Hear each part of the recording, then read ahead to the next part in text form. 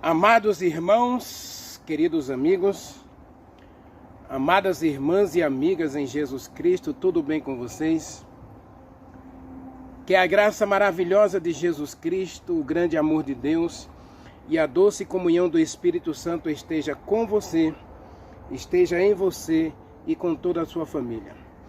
Amados, você deve estar perguntando por que eu não lancei vídeo no sábado e nem no domingo. Na verdade, eu gravei o vídeo e quando eu fui perceber, o Espírito Santo disse que alguma coisa estava incompleta nos vídeos. Faltavam algumas informações importantes. Então, eu decidi deixar para gravar hoje. E o domingo é um dia que quase eu não consigo gravar aqui mesmo. Então a gente deixou para gravar hoje, tá bem? E espero que hoje e amanhã, talvez hoje e quarta-feira, a gente conclua a nossa série 2024. Uma série que houve alguns atropelos, mas é assim mesmo. Quando se trata das coisas espirituais, nada é fácil e nada é simples. É tudo muito complicado. E às vezes a complicação não está com Deus não, a complicação está conosco mesmo. Às vezes a gente quer uma coisa, o Espírito Santo quer outra. A gente pensa em fazer uma coisa, o Espírito Santo diz, na direção é outra. O próprio apóstolo Paulo, ele estava na Bitínia e ele queria ir para a Ásia e Deus disse não. O Espírito Santo não deixou.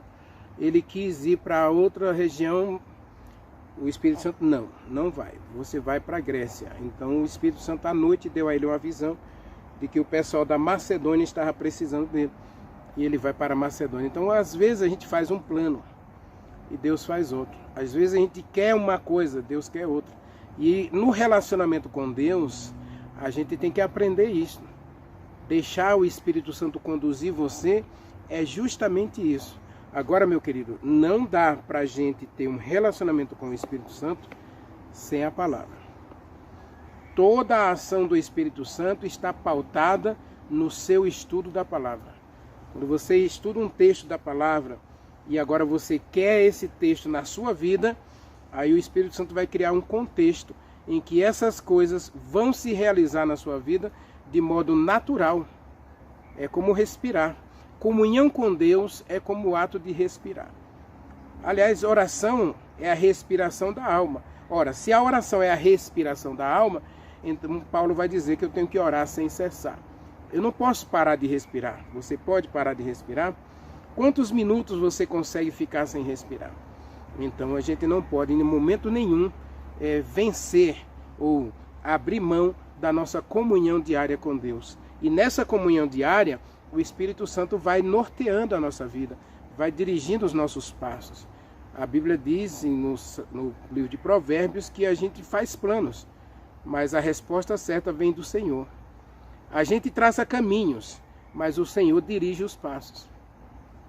Então, precisamos deixar o Espírito Santo conduzir a gente por onde Ele quiser e para a honra e glória de Deus, a gente conseguir fazer toda a vontade de Deus. Deus é contigo.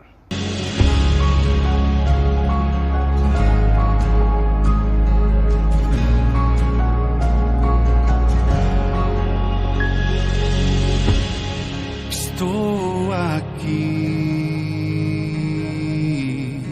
Espírito Santo de Deus, vem falar comigo.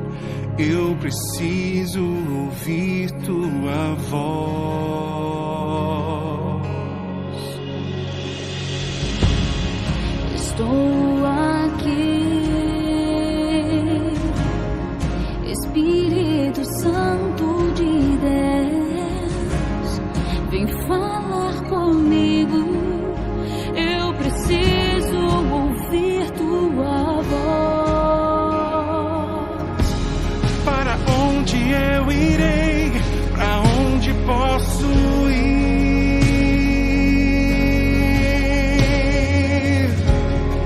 Se só tu tens palavras de vida eterna, Senhor.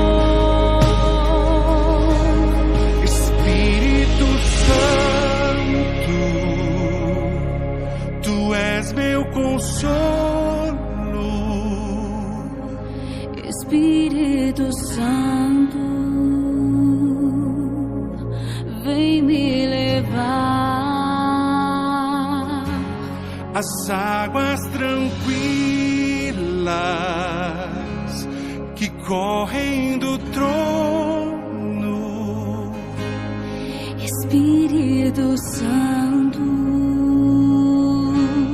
eu estou aqui.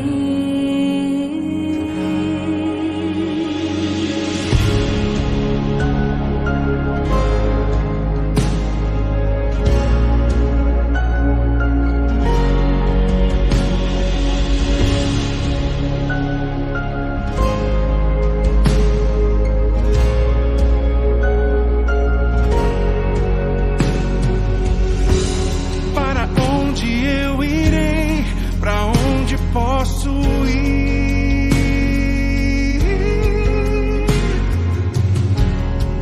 se só tu tens palavras de vida eterna, Senhor.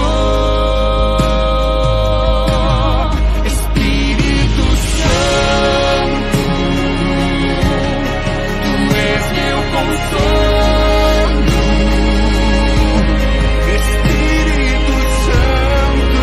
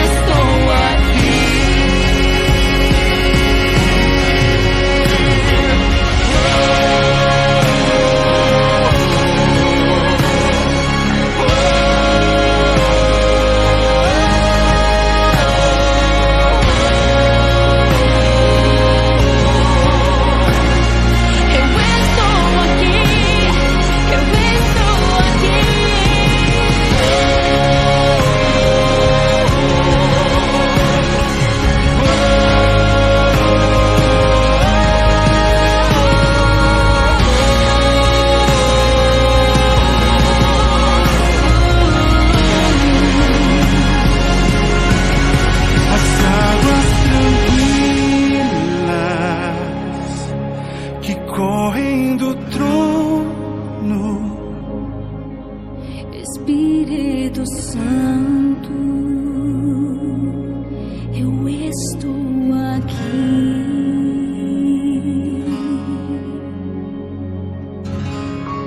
Vamos orar? Maravilhoso Deus, meu querido Pai, Criador dos céus e da terra. Muito obrigado, meu Deus, por mais um dia de vida. Muito obrigado pela saúde, muito obrigado pelo alimento, muito obrigado pelo sol, muito obrigado, meu Deus, pelo ar que respiramos, muito obrigado pela tua bondade, pela tua misericórdia que se renova para nós todos os dias. Muito obrigado, meu Deus, pelo precioso sacrifício de Jesus Cristo e muito obrigado pelo bom Espírito Santo que o Senhor envia dia a dia para ficar conosco, para nos ensinar, para nos instruir, para nos mostrar o caminho que a gente deve seguir. Muito obrigado, meu Deus, porque até aqui o Senhor nos ajudou. Até aqui a tua mão poderosa nos sustentou.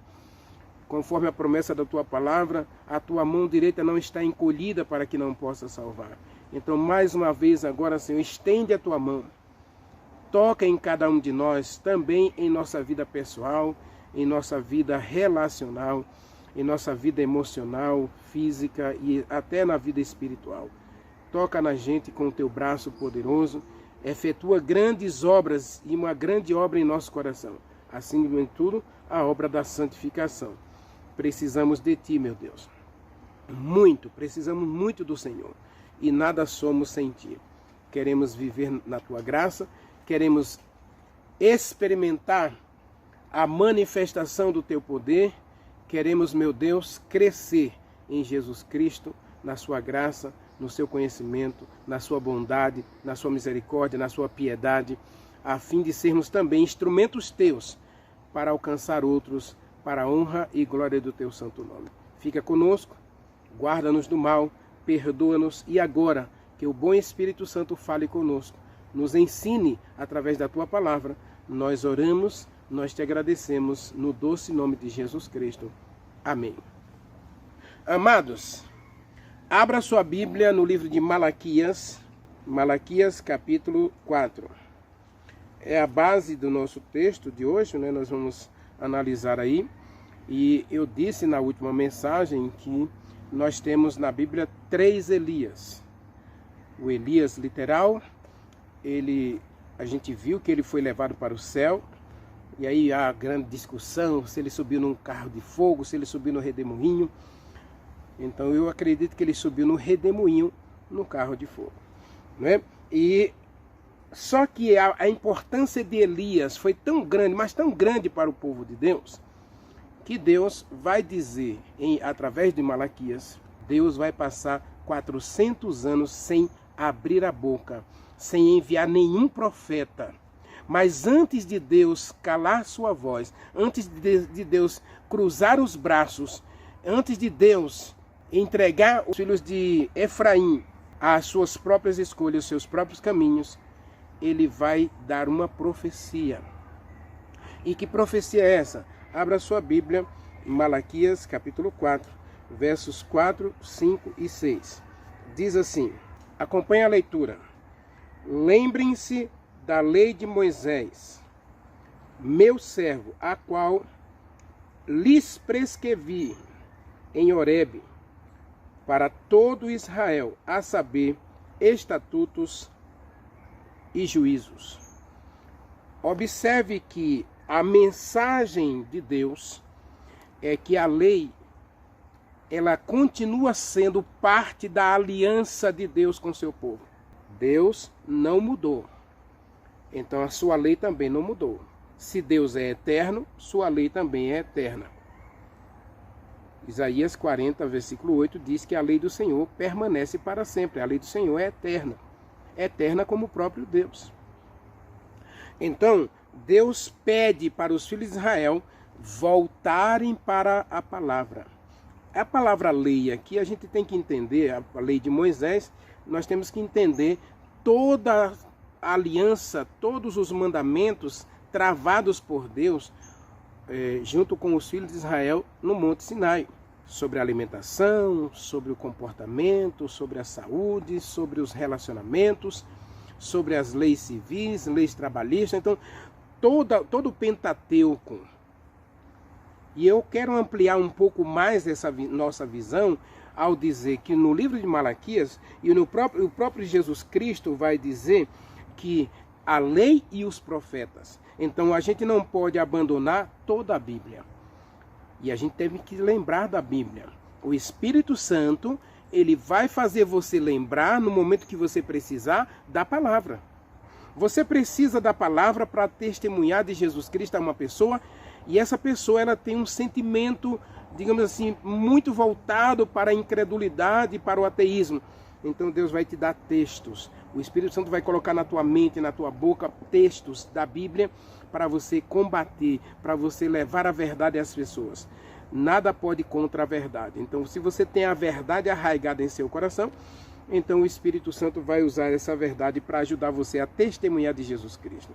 Então, ele diz, lembre-se da lei de Moisés. Ou seja, lembrar da palavra de Deus. Nunca esquecer a palavra de Deus. E sempre usar como recurso didático e como estratégia para a pregação do Evangelho, para testemunhar do Evangelho, a Bíblia.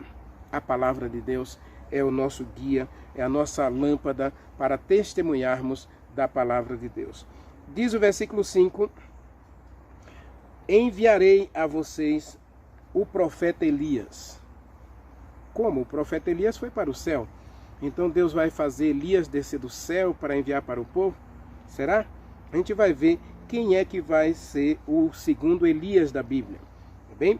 Aí está escrito: enviarei o profeta Elias antes que venha o grande e terrível dia do Senhor. Lembrando que o versículo 5, meus queridos, ele tem duplo cumprimento. Tanto essa expressão dia do Senhor está se referindo à primeira vinda de Jesus Cristo, quanto está se referindo à segunda vinda de Jesus Cristo.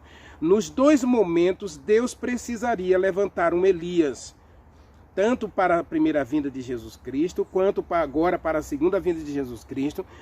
Deus precisa usar um Elias. Deus vai usar um Elias, tanto no período de Acabe, quanto no período de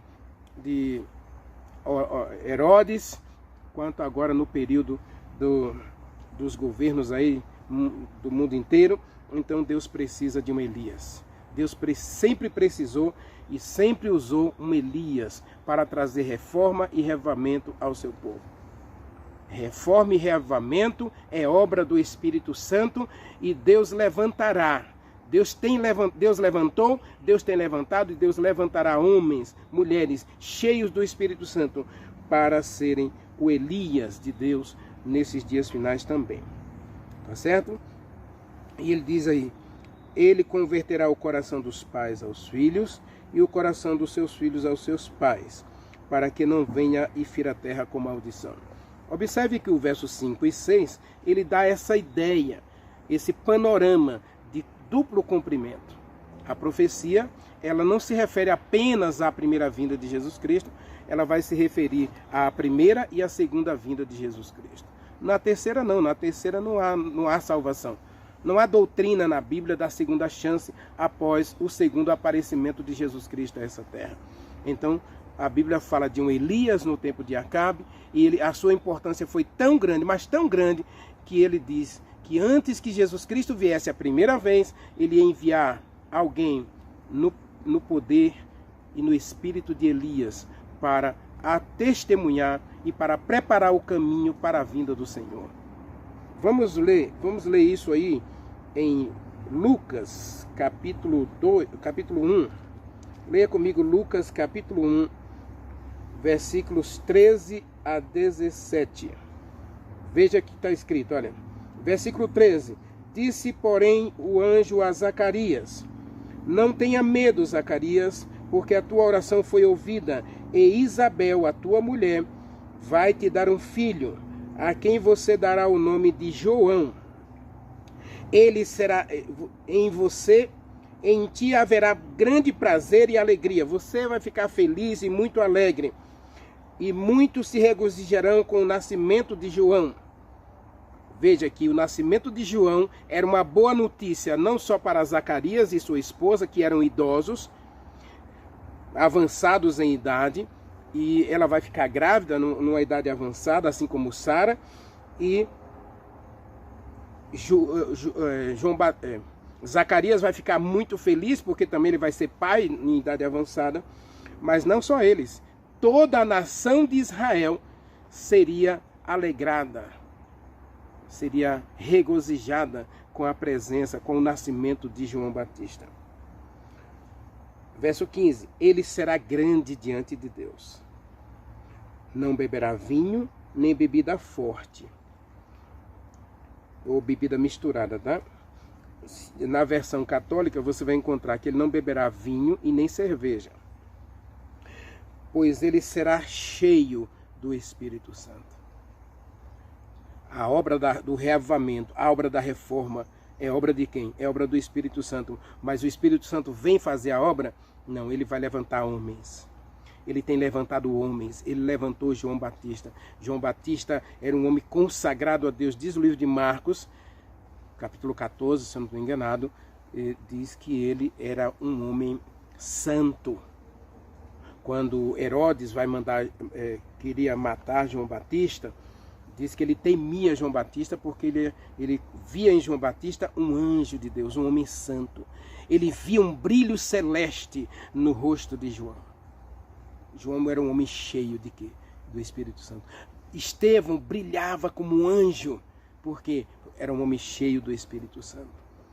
Meu querido, minha querida, a obra de Deus, ela não vai terminar sem o mesmo poder que inspirou a obra de Elias, que inspirou a obra de João. 400 anos Deus ficou sem falar nada. Mas antes de Deus se calar, ele vai dar uma profecia, e a profecia é: vai vir um Elias. E aí o que é que o texto diz no verso 16? Ele converterá muitos dos filhos de Israel ao Senhor seu Deus. Trazer o povo de volta à palavra e trazer o povo de volta a Deus. A aliança com Deus. Olha a lei de Moisés, lá de Malaquias. Ele converterá o coração dos filhos de Israel a Deus. Lá diz que ele converterá o coração dos filhos aos pais.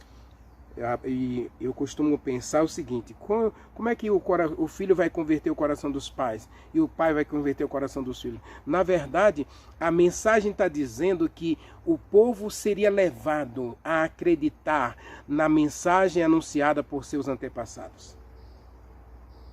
O povo se levantaria para anunciar, para se converter dos seus maus costumes e voltar à aliança que Deus travou com seus antepassados, com seus pais. Essa é a questão. Tanto é que,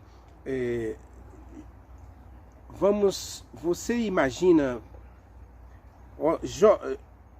Josué, capítulo 23, versículo 13, está escrito assim: vocês agora devem escolher a quem vocês vão servir: ao Deus eterno, que tirou vocês do Egito e que deu vocês a aliança, ou vocês vão continuar servindo aos deuses aos quais serviram os pais de vocês no passado? Então, quando Josué desafia o povo, ele desafia justamente com essa questão: ou você se volta para Deus, para obedecer a Deus e guardar a sua lei, ou você continuará na idolatria ensinada por seus pais. Então, o profeta Elias tinha a missão de levar o povo, de trazer o povo de volta ao relacionamento com Deus, a verdadeira adoração a Deus e à sua palavra, e a obediência à sua palavra. Então a questão toda, todos os três Elias, o Elias do passado, o Elias de Acabe, do tempo de Acabe, do Monte Carmelo, o Elias do tempo de Jesus Cristo, João Batista, e o Elias do tempo do fim do tempo, todos eles têm uma mensagem só. Qual é a mensagem? Mostrar ao povo qual é a verdadeira adoração, levar o povo a praticar a verdadeira adoração e levar o povo à obediência a toda palavra que sai da boca de Deus. Então diz que aí verso 17, quem é esse Elias prometido lá em Malaquias 4, verso 17? Ele irá diante do Senhor, aqui está falando de Jesus Cristo, né? Ele irá à frente de Jesus Cristo, ele vem antes um pouquinho do início do ministério de Jesus Cristo, no espírito e no poder de Elias, para converter o coração dos pais aos filhos e para converter os desobedientes à prudência dos justos e habilitar para o Senhor um povo zeloso de boas obras. Aqui diz um povo preparado, habilitado, um povo pronto para receber a Jesus Cristo. Essa é a mensagem. A mensagem de João Batista é preparar o povo para a chegada de Jesus Cristo. Ter um povo pronto, alerta, desperto, convertido, santificado, purificado para a chegada de Jesus Cristo. Essa era a mensagem de João. Traz o povo de volta à verdadeira adoração. Leia comigo, antes de a gente continuar a explicação de João Batista aí, como o segundo Elias, leia comigo João, capítulo 4. Veja o que Jesus Cristo disse à mulher samaritana. A mulher samaritana diz para Jesus Cristo, verso 19, João capítulo 4, verso 19, diz assim: eu vejo que você é um profeta. Jesus Cristo disse, aí ela diz para Jesus Cristo, acrescenta a informação: nossos pais diziam que era neste monte que a gente tinha que adorar. e vocês dizem que é em Jerusalém o lugar da verdadeira adoração. Jesus Cristo vai dizer para a mulher aí, no verso 21 em diante. Disse-lhe Jesus Cristo: mulher, creia em mim, a hora vem, quando nem neste monte, nem em Jerusalém adorareis o Pai. Vocês adoram o que vocês não conhecem. Nós adoramos o que nós conhecemos. E a salvação vem dos judeus. A salvação, o Salvador se levantará entre os judeus. Então Jesus Cristo já coloca aqui uma mulher samaritana, cuja linhagem não é da Judéia, não é dos hebreus, dos judeus, não é da descendência de Abraão. Nós vamos colocar aqui essa mulher que faz parte dos gentios. E ele vai dizer para ela: mulher, não é em Jerusalém, não é no Brasil, não é na Coreia, não é no Japão, não é na China, não é na Dinamarca, não é em lugar nenhum que Deus vai encontrar a verdadeira adoração. Não é assim que Deus trabalha. Deus está dizendo para ela, Jesus Cristo está dizendo para ela, Deus está procurando verdadeiros adoradores. Não é em Jerusalém, não é Samaria, não é na Judéia, não é na Itália. Ele diz assim, verso 22, ó, vocês adoram o que vocês não conhecem, nós adoramos o que conhecemos, porque a salvação, o Salvador se levantará dentro dos judeus. Agora, verso 23, mas a hora vem em que os verdadeiros adoradores adorarão o Pai em espírito e em verdade. O que foi que Elias disse para o povo? Se Jeová é Deus, adore a Jeová. Se Baal é Jeová, adore a Baal. Se Deus é Jeová, adore a Jeová. Se Baal é Jeová, adore a Baal. Então, a questão toda é a verdadeira adoração. Os Elias da Bíblia deve convidar o povo à prática da verdadeira adoração. Essa é a primeira questão. Segunda questão, ou segunda mensagem, levar o povo de volta à palavra. A travar um relacionamento com Deus pautado na aliança de Deus com seus filhos. Por isso o texto de Malaquias começa dizendo, lembre-se da lei de Moisés. Ou seja, é através da lei que Deus estabelece um relacionamento com seus filhos neste mundo. Apocalipse capítulo 14, leia comigo Apocalipse 14, versículo 7. A gente vai voltar para o texto lá, tá bem? Mas leia comigo Apocalipse 14, versículo 7. Não leia outros versículos não, leia só o versículo 7. Dizendo em grande voz, temei a Deus e dai-lhe glória, pois é chegada a hora do seu juízo, e adorai aquele que fez o céu, a terra, o mar e as fontes das águas. Adorar. Então a verdadeira adoração, isso aqui está se referindo ao terceiro Elias, tá bem? O Apocalipse 14 se refere ao terceiro Elias.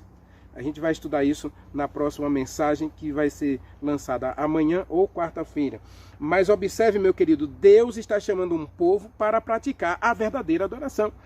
João se levanta como Elias no tempo de Jesus Cristo para levar o povo ao arrependimento e à prática da verdadeira adoração e um retorno à palavra de Deus, a aliança com Deus. Ele converterá o coração dos pais aos filhos, diz o versículo antes aí, né? Diz que ele vai estar agindo, Lucas capítulo 1, fala duas vezes aí sobre essa questão aí de converter. Observe comigo, Lucas 1, está escrito aí, verso 14, né? Converterá muitos dos filhos de Israel ao Senhor seu Deus. Trazer de volta os filhos de Israel à verdadeira adoração. Jesus Cristo, no capítulo 15, diz que os judeus estavam adorando os fariseus, os saduceus, os helenistas, macabeus, todas aquelas pessoas estavam ali adorando e seguindo mandamentos de homens. Então João se levanta para trazer de volta o povo a Deus. Lembrando, meu querido, só um parênteses aqui dentro da nossa pregação, é o seguinte, quando Jesus Cristo aparece aqui, João não é o único que está aí pregando a mensagem de um revivamento, de uma reforma. Lembrando que para cada verdadeiro revivamento, para a verdadeira reforma no meio do povo de Deus, Satanás vai inventar uma mentira. Satanás vai inventar uma falsa adoração, um falso ensino, falsas doutrinas para levar você a um falso reavivamento, uma falsa reforma.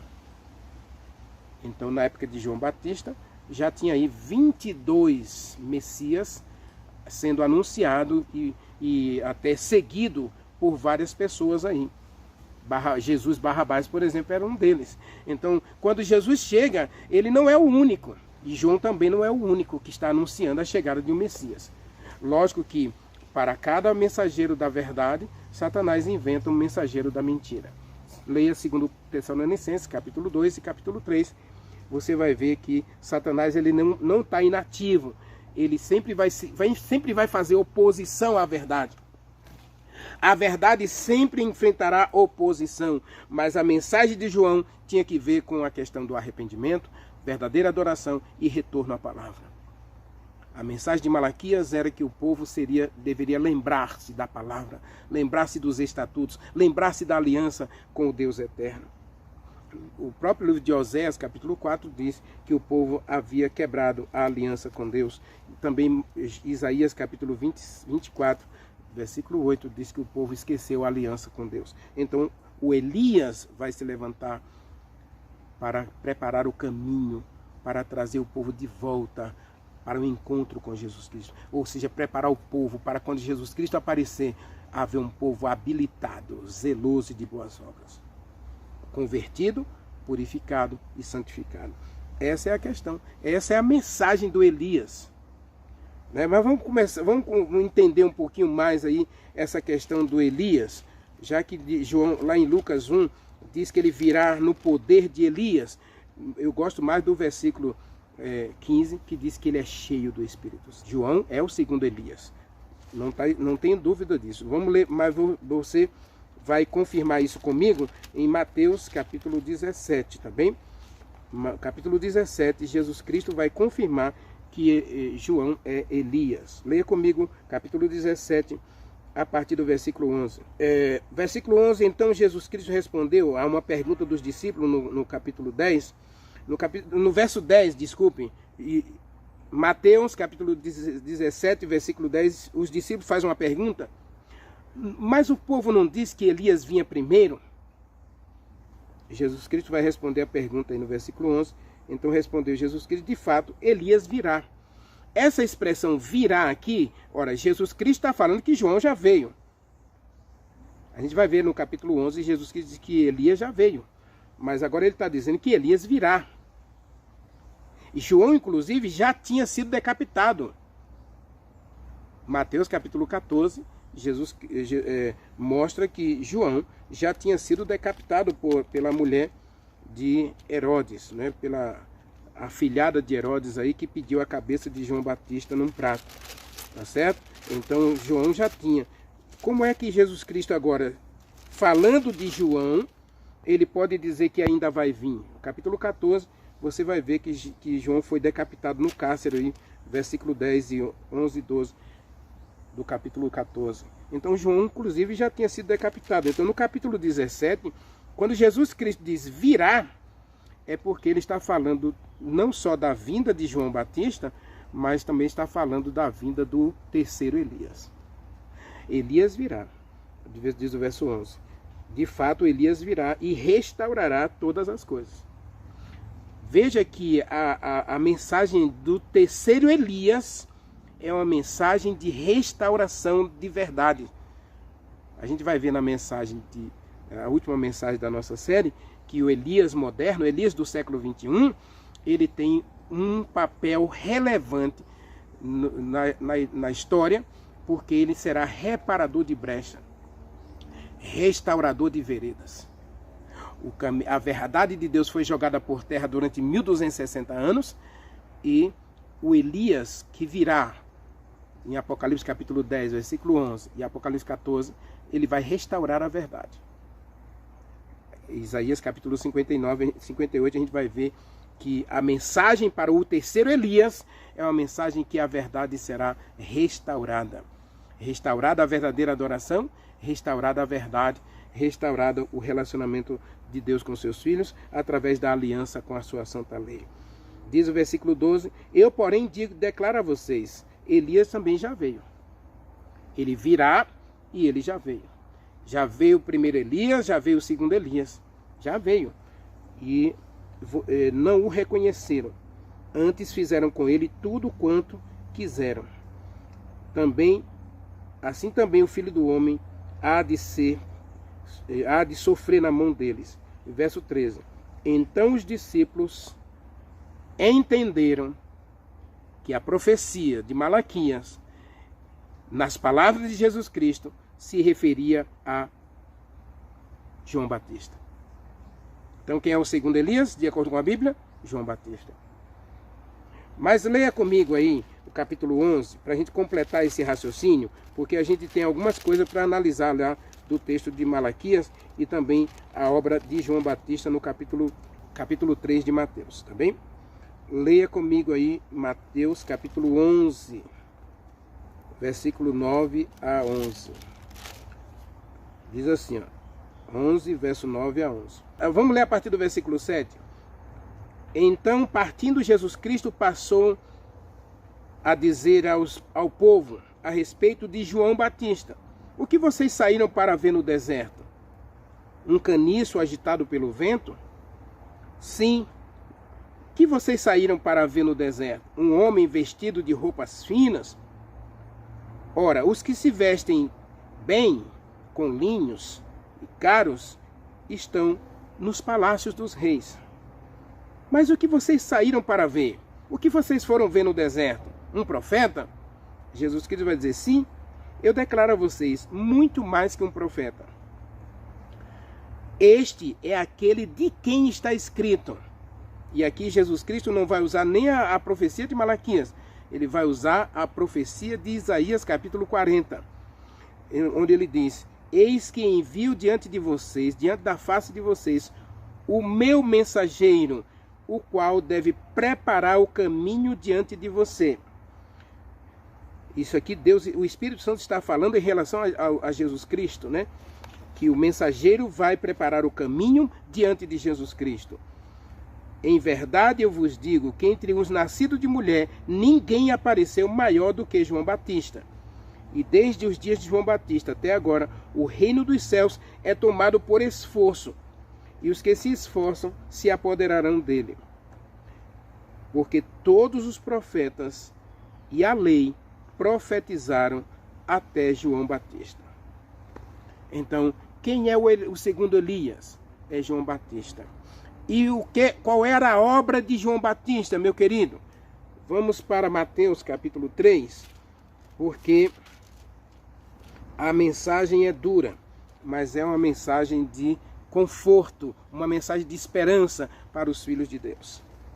Naqueles dias apareceu João Batista pregando no deserto da Judeia. E qual era a mensagem dele?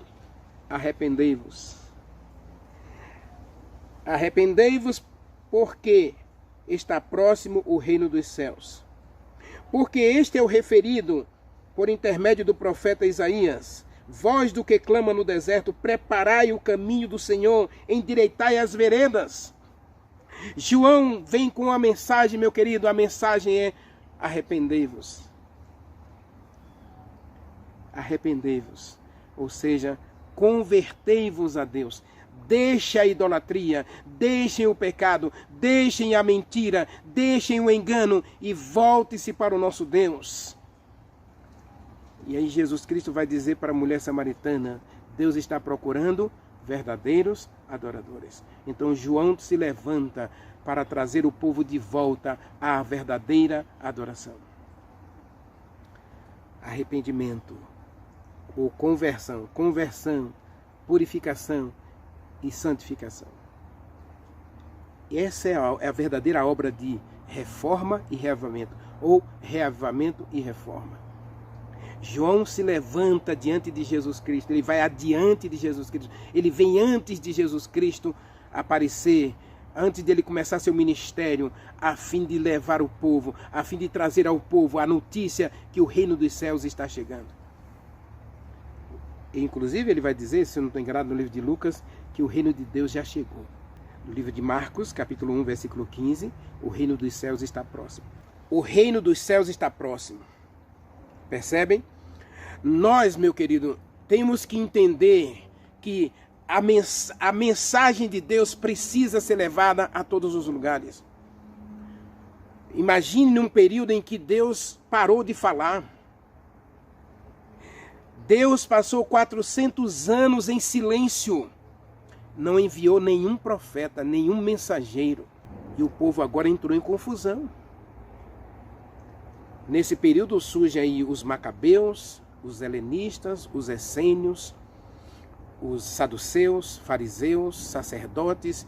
Houve uma confusão religiosa, mas tão grande, que a gente pode dizer que naquele período houve uma Babilônia. Porque havia realmente uma questão muito séria. Eu falei na mensagem, na reforma de Neemias, que o povo vai abandonar a idolatria, mas em compensação o povo vai cair no fanatismo religioso, nos extremistas religiosos, porque os fariseus disseram que o povo só seria salvo se obedecesse a toda a lei, todos os mandamentos, e principalmente 638 mandamentos. Aí os saduceus vão pregar que não existe anjo, não existe ressurreição, não existe Espírito Santo, não existe essas coisas. Aí vem os helenistas que pregam uma separação. Vamos nos separar dos outros povos, vamos ficar aqui na nossa, não vamos nem entrar em comércio, relacionamento com ninguém, vamos viver isolados. Os essênios também. Os essênios vão inclusive morar nas cavernas. A Bíblia, parte da Bíblia foi encontrada nas cavernas de Qumran por causa dos essênios. Temos que nos afastar de todo mundo para poder nos purificar e nos santificar, quando Deus nunca deu essa mensagem. Mas é num período de cintura silenciosa, de 400 anos do silêncio de Deus, que o povo aparece, que essa confusão nasce no meio do povo de Deus. Os fariseus com seu extremismo religioso, os saduceus com sua religião pautada no achismo, não tem anjo, não tem ressurreição, não tem isso, não tem aquilo. E aí vem os helenistas, vem os essênios, vem os macabeus, cada um seguindo o seu próprio coração, segundo os seus próprios ensinos, os ensinos dos seus pais, os falsos ensinos ensinados por seus antepassados. Por isso, João aparece para converter os pais aos filhos e os filhos a seus pais. Ou seja, trazer o povo de volta à verdadeira aliança dada por Deus a Israel no Monte Sinai. João aparece com essa mensagem. A mensagem é dura. A mensagem é de arrependimento, a mensagem é de conversão, a mensagem é de purificação e restauração. Ele vai preparar o caminho do Senhor e vai reparar as brechas, vai endireitar as brechas. Diz o livro de Isaías que o mensageiro aqui, ele vai aplanar a estrada, vai nivelar, arrancar as pedras, tapar os buracos, vai fazer com que a estrada esteja pronta para ser trilhada sem nenhum tropeço.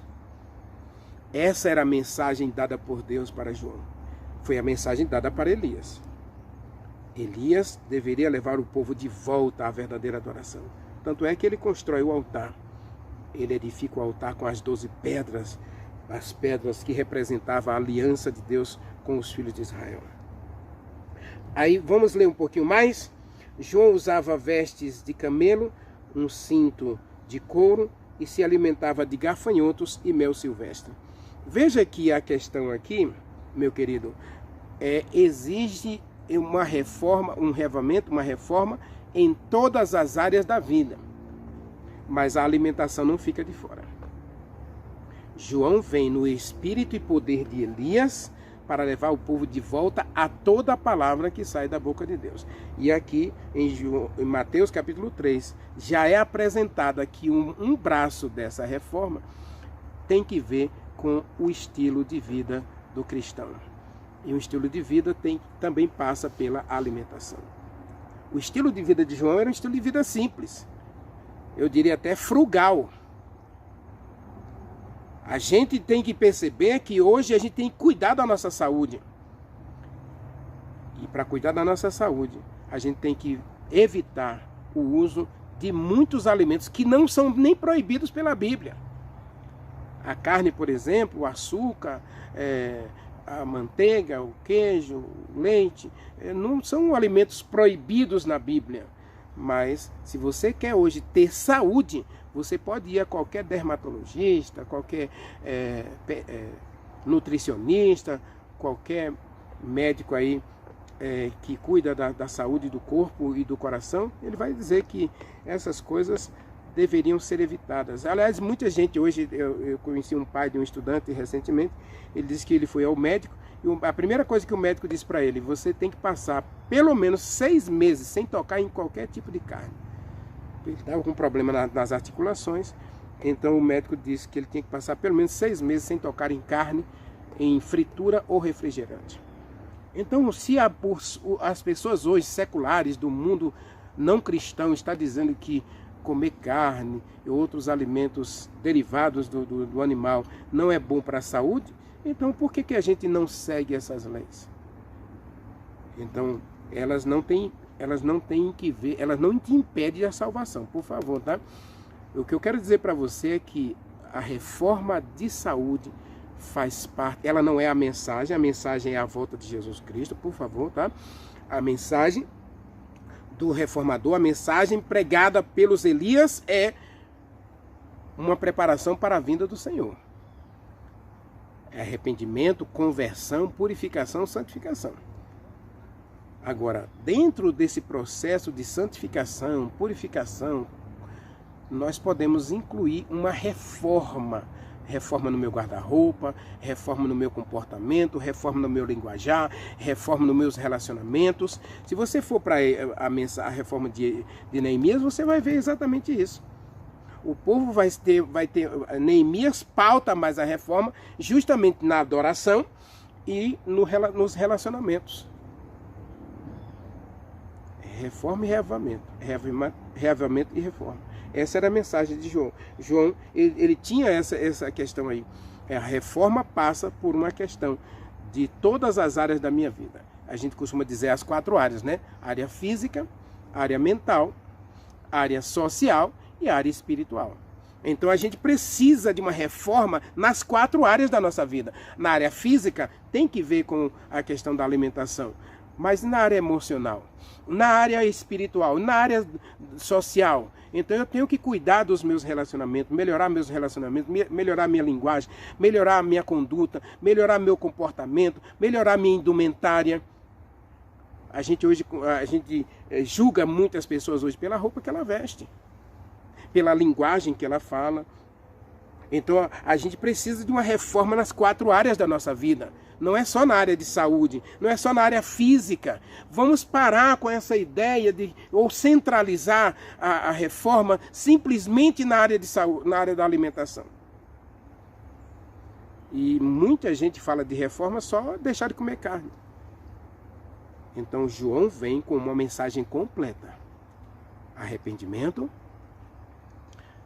conversão, purificação, santificação. E aí ele fala aqui que João era um homem simples, ele se vestia com uma roupa simples e se alimentava de mel, gafanhoto e mel silvestre. Agora, meu querido, observe aí o versículo 7 e 8. Vamos ler aqui para a gente concluir nossa mensagem. Ele diz assim, verso 7. Vendo ele as multidões que vinham para ele, disse: raça de víboras, quem vos induziu a fugir da ira vindoura? Quem vos induziu a fugir do dia do Senhor, da vinda do Messias? Quem é que anda pregando para você que você pode fazer o que você quiser e viver do jeito que você quiser? É uma mensagem dura, meu querido. As pessoas não estão prontas para ouvir isso. Hoje as pessoas só querem ouvir que Jesus Cristo salva, Jesus Cristo salva, Jesus salva de quê? Jesus Cristo salva de uma vida pregressa, de uma vida que não vale nada, de uma vida inútil, para uma vida de utilidade, de serviço ao Senhor.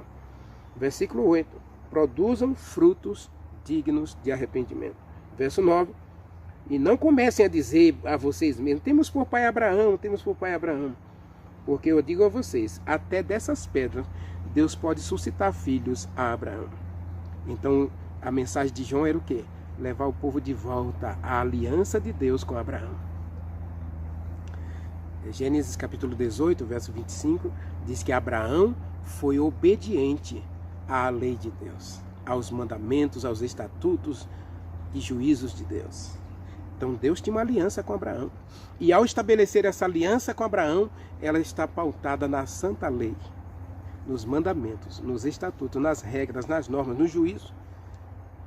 E João vem para restaurar a verdade, para levar o povo de volta, trazer o povo de volta à verdadeira adoração, converter o coração dos pais aos filhos, converter, purificar e santificar, a fim de ter, Lucas, eu gosto desse texto de Lucas, né? A fim de ter um povo preparado para a vinda do Senhor, para o dia do Senhor. Eu vou ler o último texto aqui, Lucas, vamos ler de novo, né? Lucas capítulo 1, porque essa mensagem é poderosa, meu querido. Diz assim, olha, verso 15 até o 17, diz assim: ele converterá muitos dos filhos de Israel ao Senhor, verdadeira adoração, irá diante do Senhor no espírito e poder de Elias, para converter o coração dos pais aos filhos, converter os desobedientes à prudência dos justos e habilitar para o Senhor um povo preparado, um povo santificado. A vinda de Jesus Cristo. Tito capítulo 2, não podemos deixar de ler esse texto, né? Tito capítulo 2 diz que quando Jesus Cristo vier, o que ele vai achar? Versículo 12 e 13.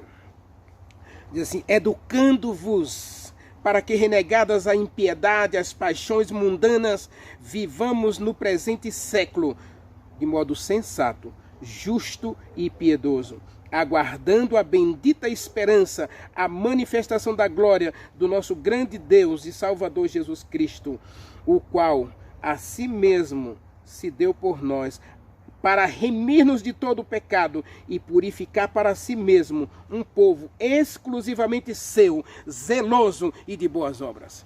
Essa era a mensagem de João. Preparar um povo para a vinda de Jesus Cristo. E esse povo deveria ser achado santo, piedoso, justo, sensato, de boas obras. Preparado para a vinda de Jesus Cristo. Santificado para dizer: este é o meu Deus, a quem eu estava esperando. João, a reforma em João, tinha esses três objetivos: converter, purificar e santificar, para que quando Jesus Cristo aparecesse, tivesse um povo preparado, zeloso e de boas obras. Ore comigo. Maravilhoso Deus, meu querido Pai, Criador dos céus e da terra, muito obrigado, Senhor, porque o Senhor nunca abandonou seu povo. Embora o Senhor tenha ficado em silêncio durante 400 anos, o teu servo, o mensageiro, veio. O segundo Elias veio para preparar o caminho do Senhor. Ele preparou o caminho para a chegada de Jesus Cristo.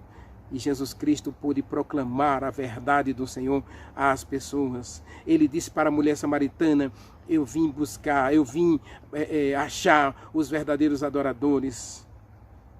Deus está buscando ainda, Senhor. O Senhor ainda está buscando hoje verdadeiros adoradores. Então, Pai, muito obrigado pela mensagem da Tua palavra, que diz que o Senhor envia mensageiros para preparar o caminho do Senhor. Queremos ser o João Batista do século 21, Senhor. Queremos ser o Elias do século 21. Torna-nos Elias do século 21 para a honra e glória do Teu nome e pelo poder do Espírito Santo. Que a gente consiga, assim como João, assim como Elias, trazer para o Teu povo a verdadeira reforma, o verdadeiro reavivamento. Dá-nos a Tua bênção, dá-nos a Tua graça, dá-nos o Espírito Santo, porque nada pode ser feito sem o Espírito Santo. Todos agiram sob a direção e influência do Espírito Santo. Então, que nós também sejamos dirigidos e influenciados pelo Espírito Santo.